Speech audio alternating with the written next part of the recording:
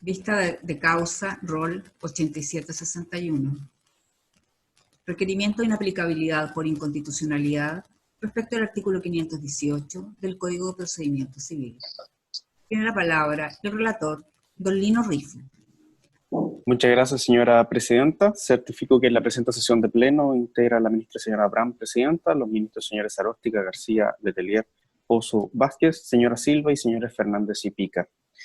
Afojas 1, don Héctor Alburquerque Muñoz ha accionado de inaplicabilidad por inconstitucionalidad respecto del precepto que antes se ha referido, arguyendo diversas contravenciones constitucionales.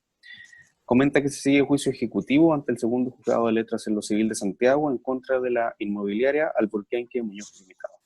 Actualmente 2 personas son socios y administradores en ella de manera conjunta, correspondiendo estos a Daniel Alejandra Alburquerque Muñoz y a don Héctor Daniel Alburquerque Muñoz, requirente de autos, con un 50% de los derechos sociales cada uno. Explica que la sociedad inmobiliaria fue demandada por don Héctor Alburquerque Arraño, padre del requirente, buscando el cobro de un pagaré que denuncia como falso, por el cual se pretende un cobro de 3.700 millones de pesos aproximadamente.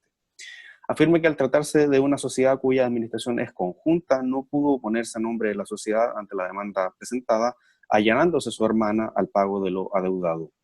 Por lo anterior, solicitó ser tenido como tercero en aquella en resguardo del patrimonio social, resolviéndose en la gestión judicial pendiente invocada su improcedencia de conformidad al artículo 518 del Código de Procedimiento Civil.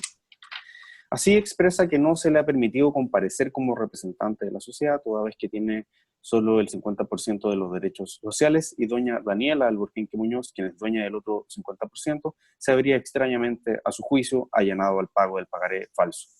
Refiere que de hecho contestó la demanda y opuso excepciones, pero que su hermana se negó a ratificar la actuación, siendo necesaria una administración conjunta a ese respecto. Rechazada la petición para ser considerado como tercero en la gestión sublite, presentó un recurso de reposición y apeló, siendo ambos recursos desestimados. Por lo anterior, dedujo un recurso de hecho ante la Corte de Apelaciones de Santiago, encontrándose ello pendiente de resolución actualmente. En lo relativo al conflicto constitucional denunciado, señala la existencia de contravenciones al artículo 19, número el segundo, 22, en lo relativo a la discriminación en materia económica, inciso primero, número el 26 y artículo 5 de la Constitución. Impedir que el requerente comparezca en el juicio ejecutivo en calidad de tercero conforme a reglas generales infringe las garantías de igualdad ante la ley y no discriminación arbitraria y el debido proceso, específicamente en su derecho a defensa. Respecto a la igualdad ante la ley, sostiene que la regla general es que en los distintos juicios y procedimientos se admita la intervención de terceros sin limitación alguna, estableciendo la norma impugnada de diferencias arbitrarias, infringiendo cualquier test de racionalidad. Un mismo precepto legal debe ser aplicado a todas las partes del juicio en igualdad de condiciones, sostiene al respecto. En cuanto a la garantía constitucional de debido proceso y en particular en lo relativo al derecho a la defensa, señala que la aplicación del precepto impugnado limitaría la participación de un tercero en el juicio ejecutivo cuyo derecho ha sido garantizado por las normas generales contempladas en los artículos 22 y 23 del Código de Procedimiento Civil, atentando contra la garantía de un procedimiento racional y justo. Se ha conferido traslado a las demás partes de la gestión judicial pendiente invocada y así don Héctor Alburquerque Arraño ha evocado traslado según consta Fojas 534. Aboga por el rechazo a este respecto, aduciendo en lo relativo al fondo, en síntesis, las siguientes razones. En primer lugar, la norma no presenta reparos de constitucionalidad en torno a la gestión en que incide, contando el actor con diversos mecanismos legales para hacer valer sus pretensiones que exceden la competencia de un requerimiento de inaplicabilidad por inconstitucionalidad. En segundo lugar, señala que el legislador cuenta con atribuciones para la limitación de defensas en el juicio ejecutivo y otros juicios especiales, no resultando ello atentatorio contra la garantía de un justo y racional procedimiento. En tercer lugar, señala que la actuación de un tercero puede ser limitada por el legislador en razón de diversas consideraciones fácticas y jurídicas, como así también las defensas admitidas en un procedimiento ejecutivo, máxime, como ocurre en el caso de autos, donde el recurrente ha intentado múltiples acciones y recursos en defensa de sus intereses. En cuarto lugar, sostiene que el precepto cuestionado no podría provocar siquiera en una aplicación hipotética una incongruencia jurídica de orden constitucional en virtud de lo anteriormente señalado. Es todo cuanto se puede señalar, señora presidenta. Gracias. Por la requirente, y hasta por 15 minutos, tiene la palabra don Manuel Jesús López. Con la venia de este excelentísimo tribunal, vengo en alegar en favor del requerimiento de inaplicabilidad por inconstitucionalidad, deducido en autos por don Héctor Alburquenque Muñoz, que impugna la aplicación de la norma del artículo 518 del Código de Procedimiento Civil, por cuanto limita la comparecencia de un tercero en el juicio a la forma en que ella establece. En particular, limita la comparecencia de mi representado en autos ejecutivos caratulados Alburquenque con Inmobiliaria Alburquenque Muñoz Limitada, rol número C3733 de 2017, del segundo juzgado civil de Santiago, en actual tramitación, habiéndose rechazado el recurso de reposición con apelación subsidiaria interpuesto por esta parte y promovido en contra de la resolución que rechaza su comparecencia en calidad de tercero en los autos referidos, de fecha 21 de abril del año 2020, habiéndose interpuesto un recurso de hecho en autos número de ingreso de corte 6.425 del año 2020 ante la Ilustrísima Corte de Apelaciones de Santiago, solicitando desde ya que se acoja el presente requerimiento en todas sus partes conforme paso a exponer. En primer lugar, en relación al tercero, no hay que perder de vista, excelentísimo tribunal, que lo que aquí se discute es la comparecencia de un tercero. Dicha materia se encuentra regulada en los artículos 82, artículo 23, artículo 22 y demás pertinentes del Código de Procedimiento Civil. Hay que precisar también que se solicita la comparecencia en calidad de tercero independiente en un juicio ejecutivo, ajeno a las disposiciones que da la norma del artículo 518 del Código de Procedimiento Civil. Al efecto, es posible señalar que, en principio, un juicio comprende solamente a los que intervienen en el caso como demandante o demandado. Únicamente a ellos aprovecha o perjudica la sentencia que se pueda llegar a dictar dentro del litigio. Pero es posible que una litis afecte derechos de terceros de igual forma, los que se pueden ver vinculados a un juicio en el que no han intervenido y de cuya sentencia, no obstante, puede derivarle un perjuicio. Acá los terceros comparecen al juicio cuando éste ya se ha iniciado y lo hacen por tener un interés comprometido en él. En esta intervención que hace el tercero puede adoptar posiciones ya sea armónicas o contradictorias con las que solicitan las partes principales dentro del juicio. En cuanto a la admisibilidad del tercero, la regla general es que en los distintos juicios y procedimientos se admite la intervención de terceros sin limitación alguna. En nuestra ley esta intervención está regulada en el libro primero, artículo 22 al 24 del Código de Procedimiento Civil. Y en lo que respecta a los requisitos, podríamos referir a los siguientes. En primer lugar, que haya un juicio ya iniciado y la existencia de un interés actual. Esto quiere decir que el tercero tenga derechos comprometidos y no meras expectativas, como sería en el caso de un derecho sujeto a algún tipo de condición. Ahora, respecto del tercero independiente, aquellos que concurren al juicio reclamando un derecho propio e incompatible con lo que pretenden las partes principales, su situación jurídica es diferente a la de ambas partes, ya que los intereses que él invoca son contrarios a los que de ambas partes directas. Este tercero concurre al juicio con el fin de reclamar un derecho propio que se contrapone al de las partes, y por ende su intervención no se confunde con ninguna de las dos partes en pleito, acciona contra el demandante y demandado de la primitiva relación procesal. Esta intervención de este tipo de terceros la admite el legislador con el fin de evitar dos juicios sucesivos contra el demandante y el demandado, y es decir, se admite por razones de economía procesal. Ahora, en relación a la gestión pendiente,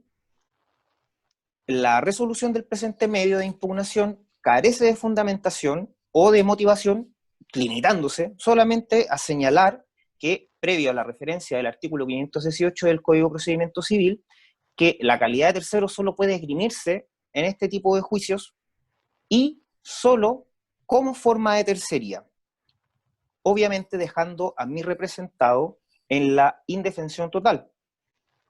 Ahora, con relación al contenido de la resolución recurrida, esta es contraria a la obligación que todo juzgador tiene, que es impuesta por el artículo 171 del Código de Procedimiento Civil, y que el artículo antes nombrado hace alusión expresa al artículo 170 en sus números 4 y 5, en donde se establece que se debe fundamentar la resolución negativa. Ahora, el contenido de la resolución infringe los estándares mínimos que se esperan de todo órgano que ejerza jurisdicción al dictar cómo se conoce este tipo de sentencias, entre comillas, automotivadas. Ahora, en relación a el principio constitucional vulnerado, las bases del proceso aludidas por el constituyente como las garantías en un procedimiento y una investigación racional y justas, se cita generalmente el principio de contradicción o el de bilateralidad de la audiencia, que comprende el conocimiento oportuno de la acción, el derecho a formular las defensas y a rendir y controvertir pruebas. En relación a ya opiniones y también jurisprudencia relacionada con este excelentísimo Tribunal Constitucional, en el fallo del rol 1173-8, redactado por los ministros, el señor Hernán Bodanovich y la señora Marisol Peña, establecen en este sentido, y cito textualmente, comillas, en este sentido, en las sentencias recaídas en los roles número 946 y 968, esta magistratura recordó evocar al autor argentino Casañe, que, lo citan, la tutela judicial efectiva apunta a la eliminación de las trabas que obstaculizan el acceso al proceso, tanto como a impedir que, como consecuencia de los formalismos procesales, queden ámbitos de la actividad administrativa inmunes al control judicial y, por último, tienden a asegurar el pleno ejercicio de la jurisdicción. Ahora, en nuestra legislación, este principio adquiere una preponderancia cabal, pues la ley que establece las formas y la oportunidad de los actos procesales a los cuales reviste de requisitos cuya omisión pueden ser sancionadas con la nulidad. Como ejemplos, el artículo 83, relativo a la nulidad procesal, y el artículo 768, relativo a la casación en la forma, ambos del Código de Procedimiento Civil. Asimismo, nos encontramos con el artículo 19, número 3, que previene acerca de la igualdad en la aplicación del ordenamiento jurídico, es decir, una igualdad de carácter procesal. Dentro de las garantías constitucionales del debido proceso, también se consagra el derecho a defensa. Este en el artículo 19, número 3, incisos segundos y sextos de la Constitución Política de la República, y también lo encontramos en el artículo 8.2, letra C, de la Convención Americana sobre Derechos Humanos, y el artículo 14.2 de la letra B del Pacto Internacional de Derechos Civiles y Políticos. Al efecto, también me gustaría citar una sentencia de la Corte Suprema en rol 31.572 del 2018, en donde establece en su considerando undécimo lo siguiente, abro comillas, que esta Corte ha resuelto uniformemente que el agravio a la garantía del debido proceso debe ser real en cuanto perjudique efectivamente los derechos procesales de la parte, esto es, quien trave, limite o elimine su derecho constitucional al debido proceso. Asimismo, se ha dicho que la infracción producida a los intereses de los intervinientes debe ser sustancial, trascendente, de gravedad, de tal modo que el efecto sea, en definitiva, insalvable frente al derecho constitucional del debido proceso, por cuanto la nulidad que se pretende, en tanto, constituye una sanción legal, supone un acto viciado y una desviación de las formas de trascendencia sobre las garantías esenciales de una parte en juicio, en términos que se atente contra la posibilidad de actuación de cualquiera de los intervinientes dentro del procedimiento. También nos encontramos con el mismo respecto en relación a la jurisprudencia de este excelentísimo tribunal acerca de la sentencia número 1557 del año 2011, que también cito textualmente en su considerando 24º, que esta magistratura constitucional ha conceptualizado el debido proceso como aquel que cumple integralmente la función constitucional de resolver conflictos de intereses de relevancia jurídica con efecto de cosa juzgada y protegiendo y resguardando como su natural consecuencia la organización del Estado, las garantías constitucionales y, en definitiva, la plena eficacia en el Estado de Derecho. Resumiendo, la postura, se ha dicho, en síntesis, que el debido proceso, más allá de consagrar los derechos de los litigantes y el poder deber del Estado y del juez, es la forma que el constituyente ha establecido para eliminar la fuerza en la solución de conflictos, genera un medio idóneo para que cada cual pueda obtener la solución de sus conflictos a través del desenvolvimiento. Ahora, con respecto a la infracción ante la igualdad de la ley, el artículo 19, número 2 de nuestra Constitución Política establece la igualdad ante la ley y, por su parte, el artículo 14 del Pacto Internacional de Derechos Civiles y Políticos dispone, en su número 1, toda persona son iguales ante los tribunales y cortes de justicia. Sobre la base de lo sustentado por la doctrina y la jurisprudencia alemana, la discriminación que se denuncia por los artículos cuya inconstitucionalidad se solicita devienen en arbitraria, en la medida en que el análisis de la misma no satisfaga ningún test de razonabilidad que permita justificar la diferenciación que formula. Ahora, a partir de la jurisprudencia del Tribunal Constitucional Federal Alemán, el concepto de razonabilidad puede ser aplicado satisfactoriamente solo si se concreta en otro más específico, el de proporcionalidad. Concepto de proporcionalidad que sirve como punto de apoyo de la ponderación entre principios constitucionales. Ahora, este excelentísimo Tribunal Constitucional ha fallado en autos, en el número de ingreso 2953 de 2016,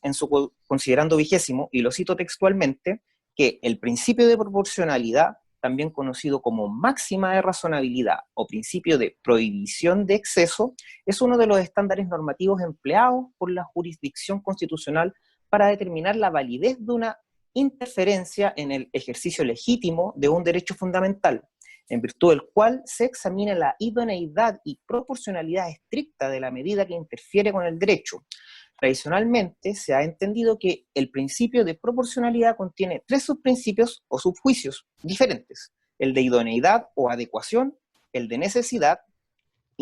indispensabilidad o intervención mínima, y el de proporcionalidad en sentido estricto, o el mandato de ponderación. Y de acuerdo a lo prevenido en el artículo 19, número 3 de la Constitución, este asegura a las personas la igual protección de la ley ante el ejercicio de sus derechos. Ahora, en relación a esto, se constituye, por lo demás, la regla que también consagran los pactos de derechos humanos y concretamente el artículo 8.2 de la Convención Americana de Derechos Humanos en relación con el artículo 5, inciso 2, ya citado, cuando establece los derechos procesales que se dispensan a los justiciables, afirmando que durante el proceso toda persona tiene derecho en plena igualdad a las siguientes garantías. Ahora, el derecho a intervenir en un proceso ya iniciado como tercero. La intervención de un tercero es litis consorcial cuando alguien se considera titular de una relación jurídica sustancial a la que presumiblemente deban extenderse los efectos de una sentencia y que por tal razón estuviera legitimado para demandar o haber sido demandado en el proceso, puede intervenir como litis consorte de una de las partes con las mismas facultades que ésta. Pero, en cuanto a la intervención del tercero, se presenta cuando alguien pretenda su incorporación al proceso a fin de hacer valer dentro de él su propia pretensión procesal, que se supone opuesto a las pretensiones de las partes en el proceso, aceptadas como tal, y solo si antes se presenta antes de la expedición de la sentencia en primera instancia, este podrá actuar como una parte más dentro del proceso. Ahora, la legitimación procesal, entonces, es la consideración legal respecto del proceso a las personas que se hallan en una determinada relación con el objeto del litigio y en virtud del cual se exige, para que la pretensión de fondo pueda ser examinada, que dichas personas figuren como tales partes dentro del proceso. La legitimación, entonces, puede definirse como la posición de un sujeto respecto al objeto litigioso que le permite obtener una providencia eficaz. Ahora, el tercero puede entrar al proceso siempre que se den ciertos presupuestos, los cuales deben ser verificados por el juez. Estos son, entre otros, la conexidad, tener interés propio y actual y existir un proceso pendiente. Podemos decir que En principio, el juicio comprende solamente a los que intervienen en el caso como demandante o demandado, únicamente a ellos aprovecha o perjudica la sentencia que se dicte el litigio, pero es posible que una litis afecte los derechos de terceros, los que se pueden ver vinculados a un juicio en el que no han intervenido y de cuya sentencia, no obstante, puede derivar un perjuicio. La regla general es que en los distintos juicios y procedimientos se admita la intervención de terceros sin limitación alguna. Ahora, en relación a la no admisión de mi representado al proceso, como tercero, esto puede llegar a consumar un fraude procesal. Se dice que el fraude a la ley consiste en procedimientos en sí lícitos o en maniobras jurídicas,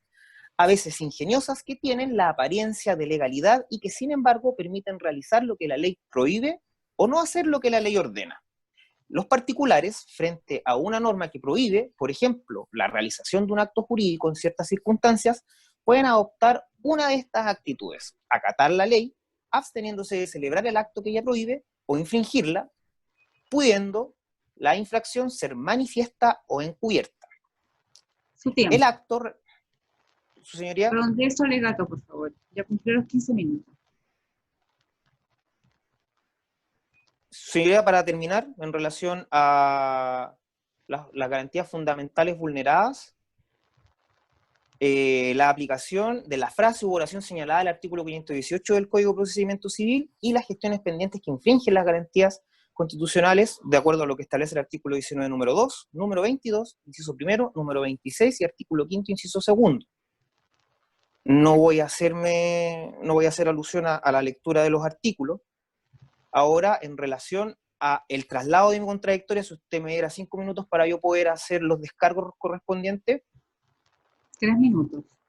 De acuerdo. Cabe hacer presente a este excelentísimo tribunal, su señoría excelentísima, que mi legítima contradictoria confunde un poco el propósito de la presente acción, ya que al parecer entiende que va en contra de su representado, aludiendo a una serie de procedimientos judiciales sustentados entre las partes que no vienen al caso, cuando más bien la acción busca un afán de justicia que no dice relación con las partes consideradas individualmente, sino que busca inaplicar una norma jurídica en un caso concreto. Así las cosas, se ha argumentado con creces que de esta manera el precepto impugnado contraviene la normativa constitucional vigente, por lo que las alegaciones en orden a que no se cumplen los requisitos de requerimiento tampoco vienen al caso. Y por otro lado, si bien se arguye que es el legislador quien debe regular los procedimientos, no puede desconocer la jerarquía normativa de la Constitución en orden a los principios y garantías que las mismas contienen. Dicho sea de paso, ese es el fin de la acción interpuesta en autos, que las normativas contravengan al mandato superior de nuestra Carta Magna refiere, y así mi contradictoria parece estar obviando dichas circunstancias y que con ello quita mérito no solo a la acción propiamente tal, sino que también a la existencia de este excelentísimo tribunal, quien obra por el correcto actuar de la Constitución. Por tanto, pido a su señoría excelentísima acoger el requerimiento de inaplicabilidad por inconstitucionalidad para que se declare inaplicable en el juicio caratulado Alburquenque Inmobiliaria, con Inmobiliaria Alburquenque Muñoz Limitada, que se gestiona bajo el rol 3733-2017 ante el segundo juzgado civil de Santiago, en actual tramitación en curso de apelación, interpuesto por mi persona en carácter de subsidiaria, del recurso de reposición reducido en contra de la resolución que rechaza mi comparecencia en calidad de tercero en los autos, y referidos de fecha 21 de abril del año 2020 a la frase del artículo 518 que establece que en el juicio ejecutivo solo son admisibles y con ejemplar condenación en costa, su señoría. Gracias. Señora ministra, señores ministros, ¿tienen preguntas al señor abogado? No habiendo preguntas, ha terminado la vista de esta causa. Muchas gracias.